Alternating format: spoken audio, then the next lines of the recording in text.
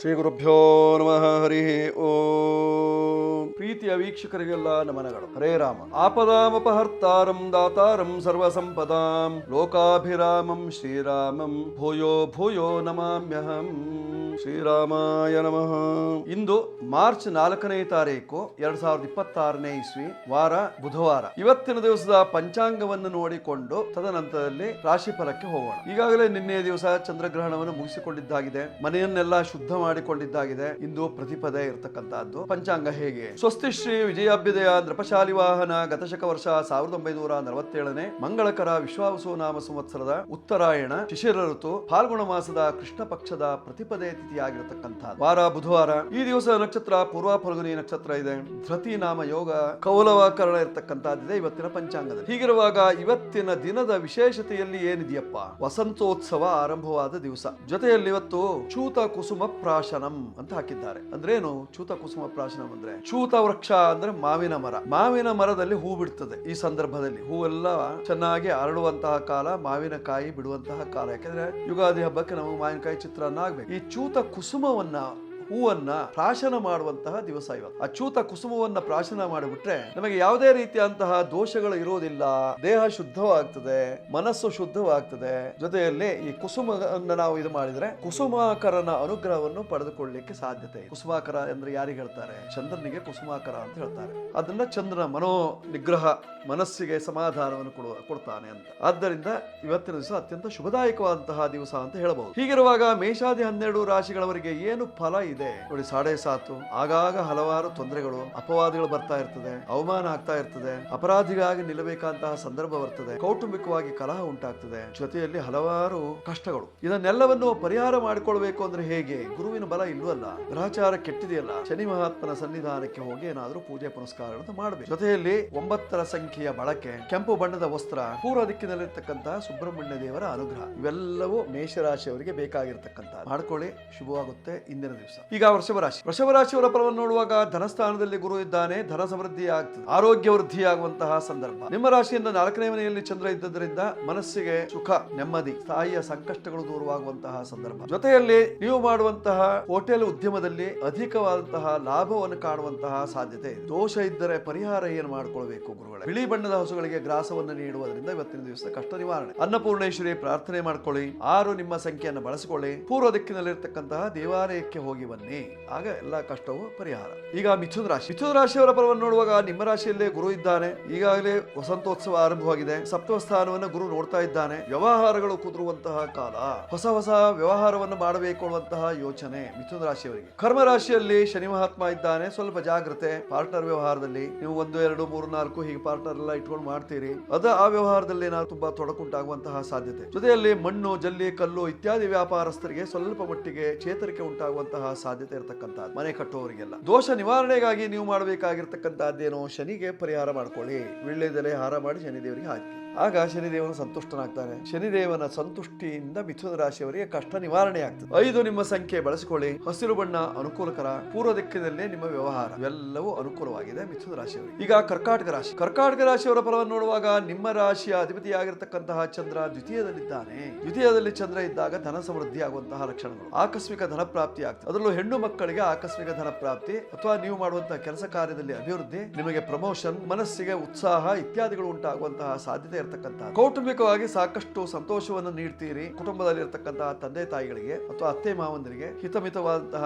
ಮಾತಿನಲ್ಲಿ ಮಾತನಾಡಿದಾಗ ನಿಮ್ಮ ಕಷ್ಟಗಳು ನಿವಾರಣೆ ಆಗುವಂತಹ ಲಕ್ಷಣಗಳು ಅವರ ಆಶೀರ್ವಾದದಿಂದ. ದೋಷ ನಿವಾರಣೆಗಾಗಿ ಚಂದ್ರ ಶಾಂತಿಯನ್ನ ಮಾಡ್ಕೊಳ್ಳಿ. ಜೊತೆಯಲ್ಲಿ ನೀವು ಸಾಧ್ಯವಾದಲ್ಲಿ ಇವತ್ತಿನ ದಿವಸ ದುರ್ಗಾ ಮಂದಿರಕ್ಕೆ ಹೋಗಿ ಪೂಜೆ ಪುನಸ್ಕಾರ ಮಾಡಿಕೊಳ್ಳುವುದರಿಂದ, 2ರ ಸಂಖ್ಯೆಯನ್ನು ಬಳಸಿಕೊಳ್ಳುವುದರಿಂದ ಕ್ಷೇಮ ಉಂಟಾಗ್ತದೆ. ಜೊತೆಯಲ್ಲಿ ಬಿಳಿ ಬಣ್ಣ ನಿಮಗೆ ಅನುಕೂಲಕರವಾಗಿದೆ. ಈಗ ಸಿಂಹರಾಶಿಯವರ ಫಲವನ್ನು ನೋಡುವಾಗ ವ್ಯಯಾಧಿಪತಿ ಅಂತಹ ಚಂದ್ರನು ನಿಮ್ಮ ರಾಶಿಗೆ ಬಂದಿದ್ದಾನೆ. ತುಂಬಾ ವ್ಯಯವಾಗುವಂತಹ ಲಕ್ಷಣ. ಹಾಗಂತ ಲಾಭದಲ್ಲಿ ಗುರು ಇದ್ದಾನೆ. ಬರ್ತಾ ಇರ್ತದೆ, ಹೋಗ್ತಾ ಇರ್ತದೆ, ಉಳಿಸ್ಲಿಕ್ಕೆ ಆಗೋದಿಲ್ಲ.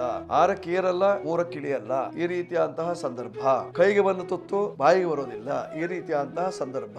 ಸ್ವಲ್ಪ ಚಾಣಾಕ್ಷತನದಿಂದ ವ್ಯವಹಾರವನ್ನು ಮಾಡಿದಾಗ ನಿಮಗಿರ್ತಕ್ಕಂತಹ ದೋಷಾದಿಗಳು ಪರಿಹಾರವಾಗುವಂತಹ ಲಕ್ಷಣ ಇದೆ ಸಿಂಹರಾಶಿಯವರಿಗೆ. ಸಿಂಹರಾಶಿಯವರು ಒಂದು ನಿಮ್ಮ ಸಂಖ್ಯೆ ಬಳಸಿಕೊಳ್ಳಿ. ಪೂರ್ವ ದಿಕ್ಕಿನ ವ್ಯವಹಾರ, ಉತ್ತರ ದಿಕ್ಕಿನ ವ್ಯವಹಾರ ಎಲ್ಲ ನಿಮಗೆ ಅನುಕೂಲಕರವಾಗಿದೆ. ಶಿವನ ಉಪಾಸನೆಯಿಂದ ಕಷ್ಟ ನಿವಾರಣೆ ಆಗ್ತದೆ ಇವತ್ತಿನ ದಿವಸ. ಈಗ ಕನ್ಯಾ ರಾಶಿ. ಕನ್ಯಾ ರಾಶಿಯವರ ಫಲವನ್ನು ನೋಡುವಾಗ ಸಪ್ತಮದಲ್ಲಿ ಶುಕ್ರ ಶನಿಯರು ನಿಂತು ನೋಡ್ತಾ ಇದ್ದಾರೆ. ಒಳ್ಳೆಯದು. ಶುಕ್ರ ಇದ್ದಾನಲ್ಲ, ಒಳ್ಳೆ ಫಲವನ್ನು ಕೊಡ್ತಾನೆ, ಉಚ್ಚ ಫಲವನ್ನು ಕೊಡುವಂತಹ ಸಾಧ್ಯತೆ ಇರತಕ್ಕಂತಹದ್ದು. ಶುಕ್ರ ಉಚ್ಚನಾದಾಗ ಏನು ಮಾಡ್ತಾನೆ? ಹೈನುಗಾರಿಕೆಯಲ್ಲಿ ಯಶಸ್ಸನ್ನು ಕೊಡ್ತಾನೆ, ಅಥವಾ ಕೃಷಿ ಸಂಬಂಧವಾದಂತಹ ವಸ್ತುಗಳಿಂದ ನಿಮಗೆ ಒಳ್ಳೆಯ ಲಾಭ ಬರುವಂತಹ ಸಾಧ್ಯತೆ ಇದೆ. ಅದಕ್ಕಿಂತಲೂ ಮುಖ್ಯವಾಗಿ ನಿಮಗೆ ಹೋಟೆಲ್ ಉದ್ಯಮದಲ್ಲಿ ಅಥವಾ ಉಪಹಾರದಲ್ಲಿ, ಪಿಜಿ ಇತ್ಯಾದಿಗಳಲ್ಲಿ ಸಾಕಷ್ಟು ಅಭಿವೃದ್ಧಿಯನ್ನು ಮಾಡಿಕೊಳ್ಳುವಂತಹ ಸಾಧ್ಯತೆ ಇರತಕ್ಕಂತಹದ್ದು. ಕನ್ಯಾ ರಾಶಿಯವರಿಗೆ ಒಟ್ಟಾರೆ ಶುಭ ಇದೆ. ಆದ್ರೂ ನೀವು ಮಾಡಿಕೊಳ್ಳಬೇಕಾಗಿರ್ತಕ್ಕಂತಹದ್ದು ಏನು? 8ನೇ ಮನೆಯಲ್ಲಿ ಶನಿ ಇದ್ದಾನಲ್ಲ, ಅದರಿಂದ ಶನೇಶ್ವರನ ಪ್ರೀತಿಗಾಗಿ ಇವತ್ತಿನ ದಿವಸ ಬೆಲ್ಲದ ತುಪ್ಪದ ದೀಪವನ್ನು ಶನೇಶ್ವರನಿಗೆ ಹಚ್ಚುವುದರಿಂದ ನಿಮ್ಮ ಕಷ್ಟಗಳು ದೂರವಾಗುವಂತಹ ಲಕ್ಷಣ ಇದೆ. ಕಷ್ಟ ನಿವಾರಣೆಗೆ ಶನೇಶ್ವರನ ದರ್ಶನ, ವಿಷ್ಣು ದೇವರ ದರ್ಶನ ಮಾಡ್ಕೊಳ್ಳಿ. 5 ನಿಮ್ಮ ಸಂಖ್ಯೆ ಬಳಸಿಕೊಳ್ಳಿ.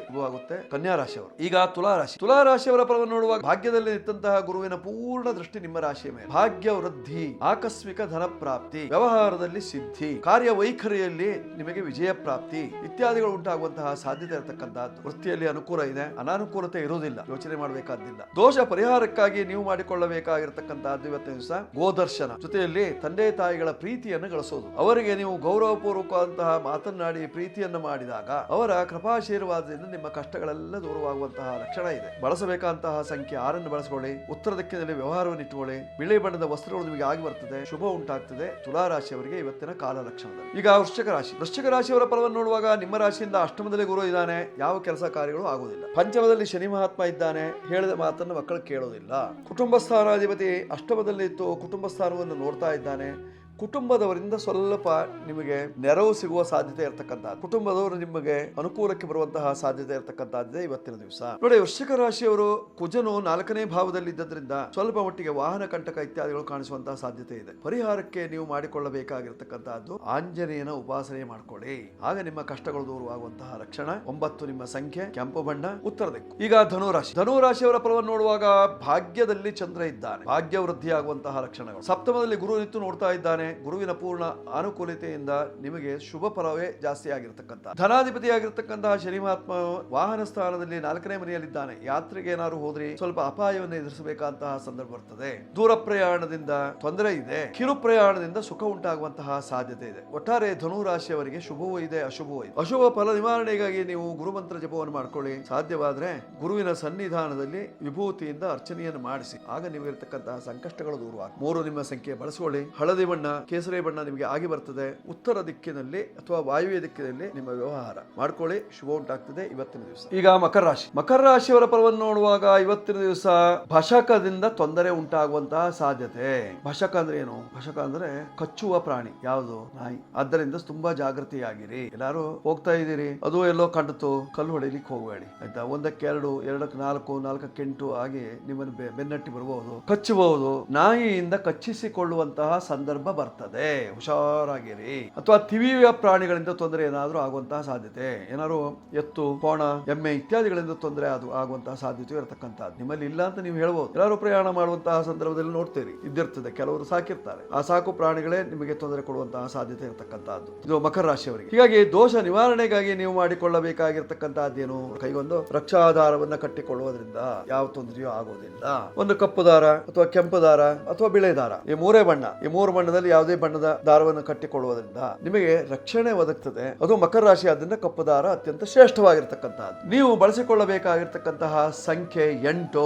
ನೋಡಿ, ದಾರ ಕಟ್ಕೊಳ್ತೀರಲ್ಲ, ಅದೊಂದು 8 ಸುತ್ತ ಗಂಟು ಹಾಕಿಬಿಟ್ರೆ ಬಹಳ ಒಳ್ಳೆ. 8 ನಿಮ್ಮ ಸಂಖ್ಯೆಯನ್ನು ಬಳಸಿಕೊಳ್ಳಿ. ಕಪ್ಪು ಬಣ್ಣದ ವಸ್ತ್ರಗಳು, ಬಿಳಿ ಬಣ್ಣದ ವಸ್ತ್ರಗಳು ನಿಮಗೆ ಆಗಿ ಬರ್ತದೆ. ಉತ್ತರ ದಿಕ್ಕಿನ ವ್ಯವಹಾರವನ್ನು ಮಾಡುವುದರಿಂದ ಕ್ಷೇಮ ಉಂಟಾಗ್ತದೆ ಮಕರ ರಾಶಿಯವರಿಗೆ ಇವತ್ತಿನ ದಿವಸ. ಈಗ ಕುಂಭರಾಶಿ. ಕುಂಭರಾಶಿಯವರ ಫಲವನ್ನು ನೋಡುವಾಗ ನಿಮ್ಮ ರಾಶಿಯಲ್ಲೇ ರಾಹು ಇದ್ದಾನೆ, ರವಿ ಇದ್ದಾನೆ ಸಪ್ತಮಾಧಿಪತಿ. ಸ್ವಲ್ಪ ತೊಡಕುಂಟಾಗುವಂತಹ ಸಾಧ್ಯತೆ. ನಿಮ್ಮ ತಂದೆಗೆ ಆರೋಗ್ಯ ಕೆಡ್ತದೆ, ವೈದ್ಯಕೀಯ ಚಿಕಿತ್ಸೆ ಬೇಕಾಗ್ತದೆ. ಪಂಚಮದಲ್ಲಿ ಗುರು ಇದ್ದು ನೋಡ್ತಾ ಇದ್ದಾನೆ, ವ್ಯವಹಾರಗಳು ನಡೀತದೆ. ಆದ್ರೂ ಆರ್ಥಿಕವಾದ ಮುಗ್ಗಟ್ಟು ತಪ್ಪೋದಿಲ್ಲ. ದೋಷ ನಿವಾರಣೆಗಾಗಿ ನೀವು ಮಾಡಿಕೊಳ್ಳಬೇಕಾಗಿರತಕ್ಕಂತಹದ್ದು ಕುಂಬಳಕಾಯಿ ದೀಪ. ನೋಡಿ, ಕುಂಬಳಕಾಯಿ ದೀಪ ಕೇಳಿರಬಹುದು. ಕುಂಬಳಕಾಯಿ ಒಳಭಾಗದ ತಿರುಳನ್ನು ತೆಗೆದು ಅದರಲ್ಲಿ ಎಣ್ಣೆಯನ್ನು ಹಾಕಿ ಬತ್ತಿಯನ್ನಿಟ್ಟು ದೀಪವನ್ನು ಹಚ್ಚಿ ದೇವರಿಗೆ ಬೆಳಗುವುದು. ಯಾವ ದೇವರಿಗೆ? ಬನಶಂಕರಿ ಅಮ್ಮನವರಿಗೆ ಬೆಳಗುವುದರಿಂದ, ಅಥವಾ ರಾಹು ಸರ್ಪ ನಾಗದೇವರಿಗೆ ಬೆಳಗುವುದರಿಂದ ನಿಮಗಿರ್ತಕ್ಕಂತಹ ಸಂಕಷ್ಟಗಳು ದೂರವಾಗುವಂತಹ ಲಕ್ಷಣಗಳಿದ್ದಾವೆ. ದೃಷ್ಟಿಯನ್ನು ತೆಗೆಯುವುದಕ್ಕೆ ಕುಂಬಳ ಕುಂಬಳಕಾಯಿಯೂ ಒಂದು. ದೇವತಾ ದೃಷ್ಟಿಯೂ ಹೋಗ್ತದೆ, ನಿಮಗಿರುವಂತಹ ದೃಷ್ಟಿಯೂ ಆದ್ದರಿಂದ ಇದನ್ನು ಮಾಡ್ಕೊಳ್ಳಿ. ಇದರಿಂದ ಸಾಕಷ್ಟು ಪ್ರಯೋಜನವಾಗ್ತದೆ. ಕುಂಭರಾಶಿಯವರು ಇವತ್ತಿನ ಕಾಲಲಕ್ಷಣದಲ್ಲಿ ನೀವು ಬಳಸಿಕೊಳ್ಳಬೇಕಾಗಿರ್ತಕ್ಕಂತಹ ಸಂಖ್ಯೆ 8 ಬಳಸಿಕೊಳ್ಳಿ. ಉತ್ತರ ದಿಕ್ಕು ನಿಮಗೆ ಅನುಕೂಲ. ಶಿವಾಲಯಕ್ಕೆ ಹೋಗಿ ಬರೋದ್ರಿಂದ ಕಷ್ಟ ನಿವಾರಣೆ. ಈಗ ಮೀನರಾಶಿಯವರ ಫಲವನ್ನು ನೋಡುವಾಗ ನಿಮ್ಮ ರಾಶಿಯಲ್ಲೇ ಶನಿ ಮಹಾತ್ಮನಿದ್ದಾನೆ. 7.5 ದೋಷ. ಕೆಲವರಿಗೆ ಬಂಧನ ಭಯ, ಕೆಲವು ಬಂಧನಕ್ಕೆ ಹೋಗಿರ್ತೀರಿ, ಬಿಡಿಸಿಕೊಳ್ಳಿಕ್ಕಾಗಲ್ಲ, ಒದ್ದಾಡ್ತೀರಿ, ಏನೆಲ್ಲ ಪ್ರಯತ್ನ ಪಡ್ತೀರಿ, ಏನು ಪ್ರಯೋಜನವಾಗುವುದಿಲ್ಲ. ಈ ರೀತಿಯಲ್ಲಾಗುವಂತಹ ಸಾಧ್ಯತೆ ಇರತಕ್ಕಂಥ. ಕೌಟುಂಬಿಕವಾಗಿ ಸಾಕಷ್ಟು ನಷ್ಟ ಉಂಟಾಗ್ತದೆ. ಪರಿಹಾರಕ್ಕೆ ನೀವು ಮಾಡಿಕೊಳ್ಳಬೇಕಾಗಿರತಕ್ಕಂತಹದ್ದೇನು? ಬಂದಿದ್ದೀವಿ ಜಪ ಅಥವಾ ಮನೆಯಲ್ಲಿ ಸತ್ಯನಾರಾಯಣ ಪೂಜೆ ಅಥವಾ ಸುಂದರಕಾಂಡ ಪಾರಾಯಣ ಇತ್ಯಾದಿಗಳನ್ನು ಮಾಡಿಕೊಳ್ಳುವುದರಿಂದ ಬೇಗನೆ ಅನುಕೂಲವಾಗ್ತದೆ. ಕೌಟುಂಬಿಕ ಸಮಸ್ಯೆಗಳೆಲ್ಲ ಪರಿಹಾರವಾಗಿ ಸುಖ ಪ್ರಾಪ್ತಿಯಾಗುವಂತಹ ಲಕ್ಷಣ ಇದೆ. ಮಾಡ್ಕೊಳ್ಳಿ ಇವತ್ತಿನ ದಿವಸ ಮೀನರಾಶಿಯವರು 3 ನಿಮ್ಮ ಸಂಖ್ಯೆ ಬಳಸ್ಕೊಳ್ಳಿ. ಹಳದಿ ಬಣ್ಣ, ಕೇಸರಿ ಬಣ್ಣ ಆಗಿ ಬರ್ತದೆ. ಈಶಾನ್ಯ ಭಾಗದ ನಿಮಗೆ ಅನುಕೂಲ ಇವತ್ತಿನ ದಿವಸ. ಇಂದು ಬುಧವಾರವಾಗಿದೆ, ವಿಷ್ಣುವಿನ ದಿವಸವಾಗಿದೆ. ಸಾಧ್ಯವಾದಷ್ಟು ವಿಷ್ಣು ಸಹಸ್ರನಾಮ ಪಾರಾಯಣ, ವಿಷ್ಣು ಭಜನೆ, ವಿಷ್ಣು ಸಂಕೀರ್ತನೆ ಇತ್ಯಾದಿಗಳನ್ನು ಮಾಡಿಕೊಳ್ಳಿ. ಕಷ್ಟಗಳು ದೂರವಾಗಿ ಸುಖ ಪ್ರಾಪ್ತಿಯಾಗುವಂತಹ ಲಕ್ಷಣಗಳು. ಸಂಕಟ ಬಂದಾಗ ವೆಂಕಟರಮಣ. ವೀಕ್ಷಕರೇ, ನಮಗೇನಾದ್ರೂ ಸಂಕಟ ಬಂತು, ಕೆಲಸ ಕಾರ್ಯಗಳು ಆಗ್ಲಿಲ್ಲ, ಆಗ ನಾವೇನ್ ಮಾಡ್ತೇವೆ? ಕುಲದೇವರ ಸನ್ನಿಧಾನಕ್ಕೆ ಅಥವಾ ನಮಗೆ ಇಷ್ಟವಾದಂತಹ ದೇವತಾ ಸನ್ನಿಧಾನಕ್ಕೆ ಹೋಗ್ತೇವೆ, ಪ್ರಾರ್ಥನೆ ಮಾಡ್ತೇವೆ. ದೇವಸ್ಥಾನಕ್ಕೆ ಹೋಗುವಂತಹ ಸಂದರ್ಭದಲ್ಲಿ ನಾವು ಶುದ್ಧರಾಗಿ ಹೋಗಬೇಕಾಗಿರ್ತಕ್ಕಂಥ ಪಾದರಕ್ಷೆಯನ್ನು ತೆಗೆದಿಟ್ಟು ಹೋಗಬೇಕು. ಶೂಟು, ಬೂಟು, ಶಾಕ್ಸು ಇತ್ಯಾದಿಗಳನ್ನು ಹಾಕೊಂಡಿದ್ದೀರಿ ಅಂತಾದ್ರೆ ಅದನ್ನೆಲ್ಲ ತೆಗೆದಿಟ್ಟು ಕೈಕಾಲು ಮುಖವನ್ನು ಚೆನ್ನಾಗಿ ತೊಳೆದುಕೊಂಡು ನಾವು ಶುದ್ಧ ಮನಸ್ಕರಾಗಿ ದೇವಸ್ಥಾನಕ್ಕೆ ಹೋದಾಗ ದೇವರ ಒಪ್ಪಿಗೆಯ ಮೇರೆಗೆ ನಮ್ಮ ಕೆಲಸ ಕಾರ್ಯಗಳು ಸುಗಮವಾಗುವಂತಹ ಸಾಧ್ಯತೆ ಇರತಕ್ಕಂಥ. ದೇವಸ್ಥಾನಕ್ಕೆ ಹೋದಾಗ ತಾವು ಏನು ಮಾಡ್ತೀರಿ? ದೇವಸ್ಥಾನದಲ್ಲಿ ಮೊಬೈಲ್ ಉಪಯೋಗಿಸುವ ಹಾಗಿಲ್ಲ, ಮೊಬೈಲ್ ಅಲ್ಲಿ ಮಾತಾಡ್ತಾ ನಿಂತುಕೊಳ್ಳುವಾಗಿಲ್ಲ. ಜೊತೆಯಲ್ಲಿ ಮೊಬೈಲ್ ಅನ್ನು ಸೈಲೆಂಟ್ ಹಾಕೊಳ್ಳೋದು ಒಳ್ಳೆಯದು. ಅದಕ್ಕಿಂತಲೂ ಮುಖ್ಯವಾಗಿ ದೇವಸ್ಥಾನದಲ್ಲಿ ಹರಟುವ ಅಭ್ಯಾಸ ಇಟ್ಕೊಳ್ಬಾರ್ದು. ಯಾರು ಸಿಕ್ಕಿದ್ರಪ್ಪ ನಿಮ್ಗೆ, ಅವ್ರ ಜೊತೆಲಿ ನಿಮ್ಮ ಜೀವನ ಚರಿತ್ರೆ ಹಂಚಿಕೊಳ್ಳೋದು, ಆ ರೀತಿ ಮಾಡ್ಲಿಕ್ಕೆ ಹೋಗಬೇಡಿ. ಸಾಧ್ಯವಾದಷ್ಟು ದೂರ ಇರಿ. ದೇವರಲ್ಲಿ ಭಕ್ತಿ ಇರಲಿ, ಶ್ರದ್ಧೆ ಇರಲಿ. ಆಗ ನೀವು ಮಾಡುವಂತಹ ಕೆಲಸ ಕಾರ್ಯಗಳಿಗೆ ದೇವರು ಮೆಚ್ಚುತ್ತಾನೆ. ನಮ್ಮ ಗ್ರಹಚಾರವನ್ನು ನಾವು ತೀರಿಸಿಕೊಂಡು ಹೋದಾಗ ದೇವರು ನಮಗೆ ರೈಟ್ ಮಾರ್ಕ್ಸ್ ಅನ್ನು ಹಾಕ್ತಾನೆ. ಅಂದ್ರೆ ಏನು? ಒಳ್ಳೇದಾಗ್ಲಪ್ಪ ಹೇಳಿ ಹರಿಸ್ತಾನೆ. ಇಲ್ಲದಿದ್ದಲ್ಲಿ ನಮ್ಮ ಕರ್ಮ ಫಲ ತೊಳೆಯುವಲ್ಲಿವರೆಗೂ ಸಹಿತವಾಗಿ ನಾವು ದೇವಸ್ಥಾನಕ್ಕೆ ತಿರುಗಬೇಕಾಗ್ತದೆ. ತುಂಬಾ ಜಾಗೃತಿಯಾಗಿರ್ಬೇಕು. ಇವತ್ತಿನ ದಿವಸ ತಾವೆಲ್ಲ ದೇವಸ್ಥಾನಕ್ಕೆ ಹೊರಟು ನಿಂತಿದ್ದೀರಿ. ನಿನ್ನೆವರೆಗೆ ಗ್ರಹಣದ ಕರಿ ಇದೆಲ್ಲ ಇತ್ತು. ಆದ್ರೆ ಇವತ್ತಿನ ದಿವಸ ದೇವತಾ ದರ್ಶನ ಮಾಡಿಕೊಳ್ಳುವುದರಿಂದ ನಮಗಿರುವಂತಹ ಕಷ್ಟಗಳೆಲ್ಲವೂ ಸಹಿತವಾಗಿ ಕರಗಿ ಹೋಗುವಂತಹ ಸಾಧ್ಯತೆ ಇರತಕ್ಕಂಥದ್ದು. ಅವನು ಒಂದೇ ದಿವಸಕ್ಕೆ ಹೋಗ್ತದೆ ಅಂತಲ್ಲ, ಕರಗಿ ಹೋಗುವಾಗ ನಿಧಾನವಾಗಿ 3-4 ದಿವಸ ತಗೊಳ್ಬಹುದು. ಒಟ್ಟಾರೆ 3ನೇ ತಾರೀಕಿನ ಗ್ರಹಣದ ಆಚರಣೆಯಲ್ಲಿ ಪಾಲ್ಗೊಂಡವರಿಗೆ 4ನೇ ತಾರೀಕಿನ ಆಚರಣೆಯಲ್ಲಿ ಎಲ್ಲದರಲ್ಲೂ ನಿಮಗೆ ಶುಭ ಉಂಟಾಗುವಂತಹ ಸಾಧ್ಯತೆ ಇರತಕ್ಕಂಥದ್ದು. ಅದನ್ನೆಲ್ಲ ಮಾಡ್ಕೊಳ್ಳಿ, ಸಾಕಷ್ಟು ಪ್ರಯೋಜನವಾಗ್ತದೆ, ಶುಭವಾಗುತ್ತೆ ಇವತ್ತಿನ ದಿವಸ. ವೀಕ್ಷಕರೇ, ಇದು ಇಷ್ಟವಾಗಿದ್ದಲ್ಲಿ ಸಬ್ಸ್ಕ್ರೈಬ್ ಮಾಡಿ, ಬೆಲ್ ಬಟನ್ ಒತ್ತಿ, ನಿಮ್ಮ ಹಿತವರಿಗೆ ಕಳಿಸಿ. ಜೊತೆಯಲ್ಲಿ ಕೆಳಗಡೆ ನಂಬರ್ ಬರ್ತದೆ, ಬೇಕಾದ್ರೂ ಉಪಯೋಗಿಸಿಕೊಳ್ಳಿ. ಸರ್ವೇ ಜನ ಸುಖಿನೋ ಭವಂತು, ಸಮಸ್ತ ಧರ್ಮಗಳಾನಿ ಭವಂತು. ಎಲ್ಲರೂ ಸುಖವಾಗಿರಿ, ಎಲ್ಲರೂ ನೆಮ್ಮದಿಯಿಂದಿರಿ, ಆರೋಗ್ಯವನ್ನು ಕಾಪಾಡಿಕೊಳ್ಳಿ. ಹರೇ ರಾಮ ಹರೇ ರಾಮ ಹರೇ ರಾಮ. ಶುಭಮಸ್ತು.